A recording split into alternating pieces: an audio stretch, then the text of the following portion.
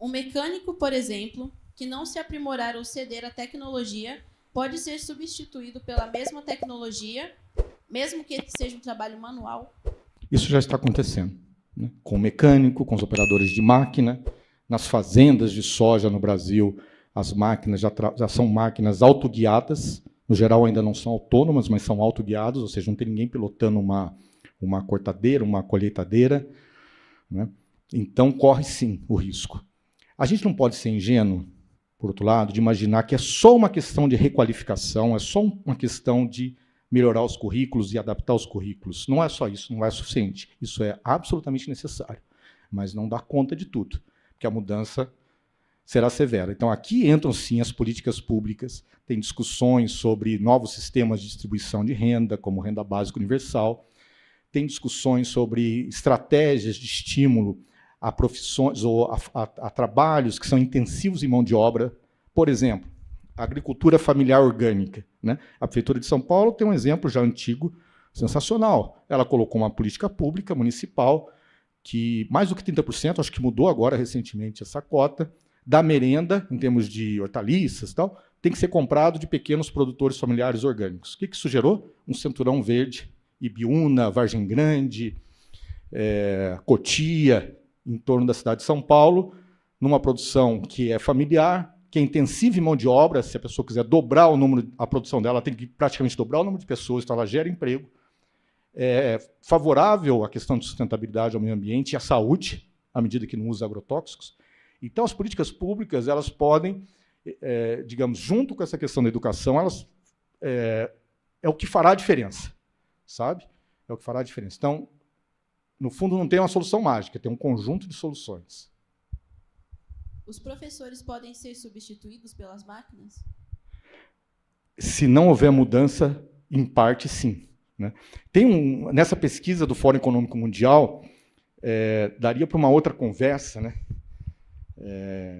Enfim, eles colocam algumas profissões que vão decrescer e outras vão crescer em número de postos de trabalho, e elas colocam os professores como uma profissão que tende a ter mais postos de trabalho. Eu, sinceramente, tenho minhas dúvidas em relação a isso, né? Que ela tem uma condição lógica, até pelo papel que ela exerce, pela formação que ela teve, ela tem 100% de condição de entender a tecnologia, né? Que não é, como eu falei, não precisa fazer conta, não precisa aprender a programar, né? Essa professora, esse professor, ela vai estar, digamos, usando um termo que é um pouco comum, um pouco desgastado, mas ela estará agregando valor àquilo que ela faz e diminuindo o risco de ser substituída. Agora, se eu continuo dando uma aula, que é só uma aula expositiva, repetitiva, né, um robô faz isso, né? Um chat GPT vai ser muito mais interessante. Então, nós precisamos nos apropriar dessas ferramentas, como diz Paulo Freire, né? Nós precisamos nos apropriar dessas ferramentas para que nós, junto com elas, consigamos um resultado maior. Só para dar um exemplo bem rápido, o uso de inteligência artificial na medicina, na parte de radiologia, especificamente na detecção de tumores,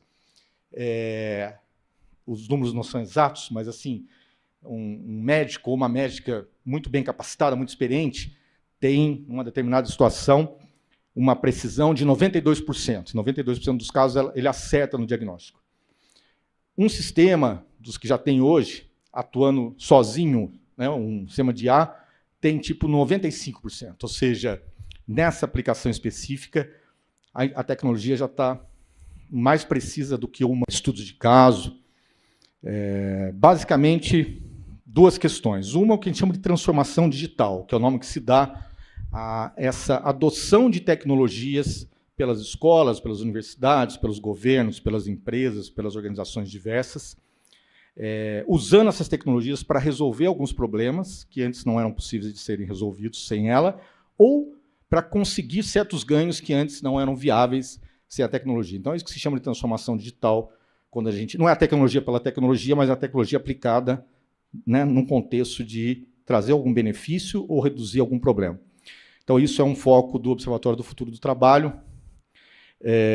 E o outro é exatamente os impactos sociais das tecnologias, que é o que nós discutimos hoje, o que ela muda, né, no mundo do trabalho, em termos de substituição, de precarização, o que ela muda em termos da qualificação né, de professores, professoras e outros profissionais, quais são as novas competências, como é que nós nos preparamos para fazer isso. Então, o observatório ele pode atuar, por exemplo, numa secretaria, numa prefeitura, fazendo um diagnóstico e ajudando a propor, junto com, né, com os educadores, com as educadoras, com os gestores públicos, planos, soluções para uma transição mais segura nessa nova revolução.